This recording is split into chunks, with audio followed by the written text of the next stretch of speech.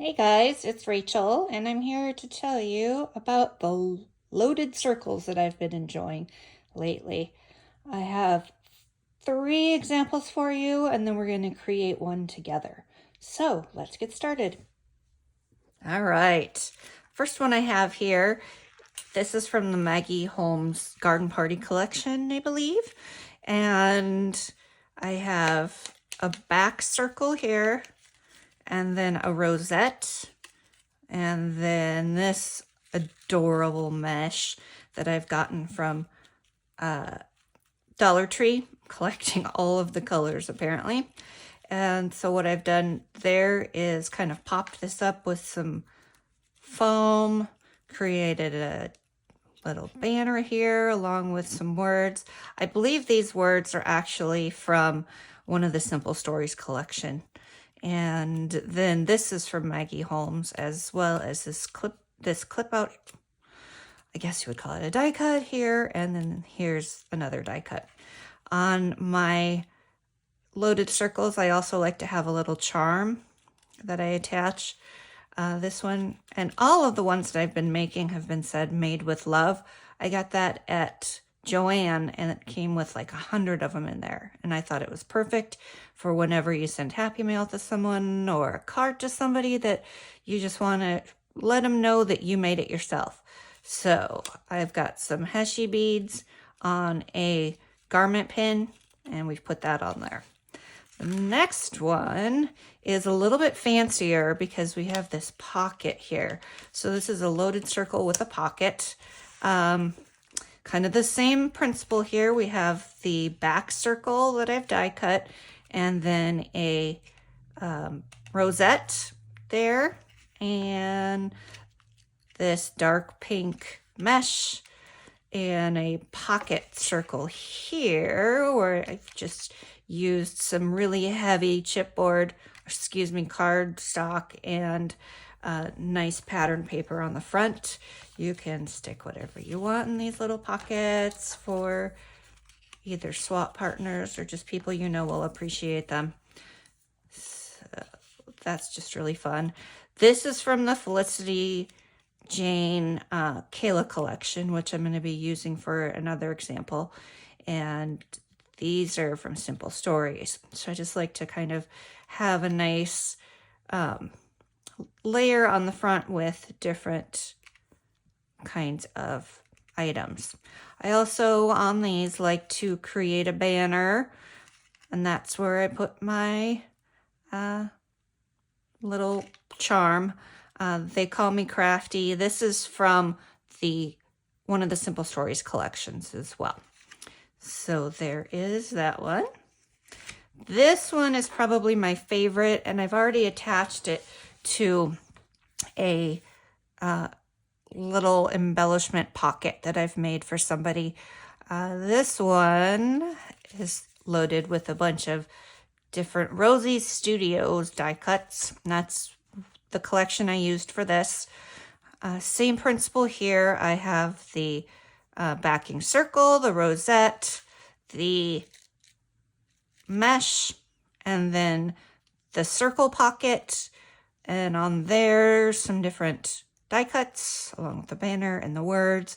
This one has another die cut bird stuck in between the back circle and the rosette, and then some more die cuts on the back, and that's where I attached my charm. So I'll probably be doing a video about what's inside of this later, but for now we are just going to work on making a loaded circle. Be right back. What we're gonna do is make a circle. I've cut out everything that we need, so I will show you guys all of those. And the first that I have is the backing and the circle. So when I glue a large area, I like this fabric tack. I used to really love zip dry, but I'm thinking this is pretty much the same thing, so I use that. It's kind of like, I call it rubber cement on crack because it really sticks, but you can also kind of rub it on your fingers and it'll rub off of things that you don't need. So I'm gonna put this circle on there. It's a double-sided circle, but I decided to use this blueberry grape color for the main circle. Let's go ahead and burnish it a little bit so that it sticks to that circle. Set that one aside. And next I have made a rosette. And it's not the prettiest, but because I'm going to be covering it up with other stuff, I'm going to go ahead and use it. You can see here, this is where I had the glue gun put them together. So I'm going to cover that with the mesh so it won't be seen. So this is more like a just a layer piece that kind of shows out from underneath. And I found that the best way to do these is with a hot glue gun because they're so heavy. So I'll stick that one on here, keeping that sideways with the kind of gross seams. All right, then the next thing we're gonna do is this mesh. And for the mesh, I've found that I tie it in two knots here, and it kind of makes it easier for it to be gathered and also to stick up on the top there. So that's what I have for that. And I'm looking for my scissors because I'm gonna need to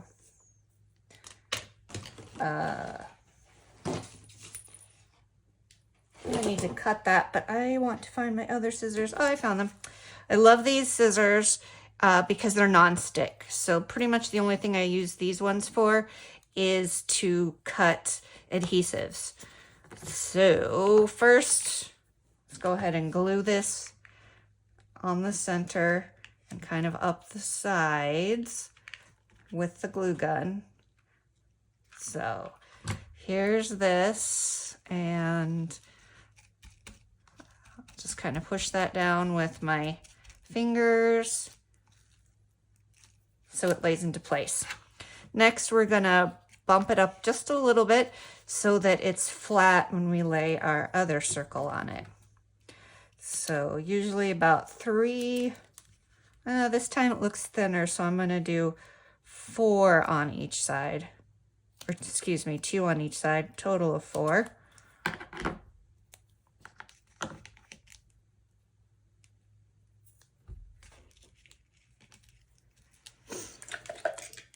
My pokey tool. I've had this one for years. This is from close to my heart. I'm pretty sure I got this like 2005. But it's hung around with me and it's been useful, so I'm gonna keep it around. Let's get this adhesive off there real quick. And then put the next ones down. And here we should be able to see if it's high enough. Yeah, it's creating a flat surface so that we can glue down the circle. All right. And for this circle, I have the background circle and then this one, which will create the pocket. This one is, I cut it at about 2/3 of the way up, and I'll show you what I do for these. I like to use, I love this, the Nuvo Drops drying glue, clear drying glue that I got from Frank Garcia Studio. It's really similar to the Barely Art Precision Craft glue, but this one, because of the tip, it never gets stuck. It never gets gunked up in there so that you'd have to get it out some way or keep a like a pin in it or something else, or change out the tip. So we're gonna go ahead and glue that onto there, just on the outsides. I love this clear drying glue. It takes a little while to dry compared to the fabric tack, but once it does dry, it's amazing and you wouldn't even know it's there. I'm gonna put another little bit of hot glue on here for this circle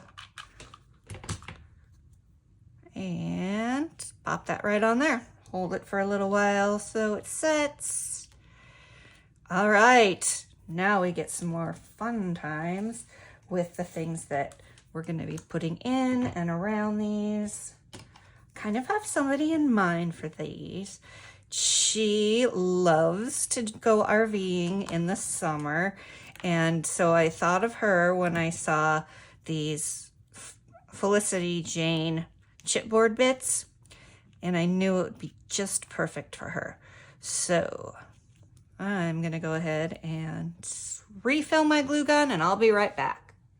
All right, back with my glue gun. I'm gonna go ahead and glue this adorable camper onto the front. And this says camper and it's in gold. I think I'm gonna pop it up with just a little bit of foam tape. It's because it's not exactly sitting at the same height and I want it to have some stability. So I'm gonna put that right down here on the end.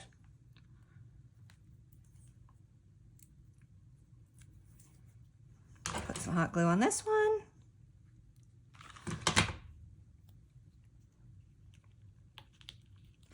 There we go. Now that lies flat.